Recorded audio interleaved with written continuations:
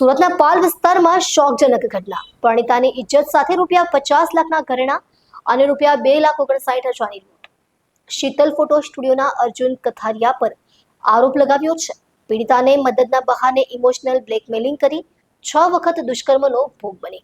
પાલ વિસ્તારમાં થયેલી એક ઘૃણાજનક ઘટનામાં આરોપી અર્જુન કથારિયાની ધરપકડ કરી છે. આરોપીએ પીડિત પરણિતાને મદદના બહાને ઇમોશનલ બ્લેકમેલ કરી 6 વખત દુષ્કર્મ કર્યું હોવાનો આરોપ છે. સાથે જ તેણે ₹50 લાખના ઘરેણાં અને ₹2,59,000ની લૂંટ પણ કરી છે. પીડિત પરણિતા સાથે આરોપી અર્જુન કથારિયાની ઓળખાણ ફોટો સ્ટુડિયો દ્વારા થઈ હતી. તેણે તેમને વ્યક્તિગત સમસ્યાઓમાં મદદ કરવાના બહાને ફોર સીઝન હોટલમાં બોલાવ્યા અને ત્યાં 6 વખત જબરદસ્તી કરી. આ દરમિયાન તેણે ધમકીઓ અને ઇમોશનલ બ્લેકમેલિંગ દ્વારા પીડિતાને ચૂપ રાખવાનો પ્રયાસ કર્યો. આરોપી પીડિતાના ₹50 લાખ મૂલ્યના ઘરેણાં અને ₹2,59,000 નકદ રકમ પણ લૂંટી લીધી હતી. પીડિતાએ ધીરે ધીરે હિંમત જૂટવી અને પોતાના પર થયેલા અત્યાચારની જાણ પોલીસને કરી હતી. પાલ પોલીસે આરોપી અર્જુન કથારિયાને ઝડપી કાર્યવાહી કરી ધરપકડ કરી છે.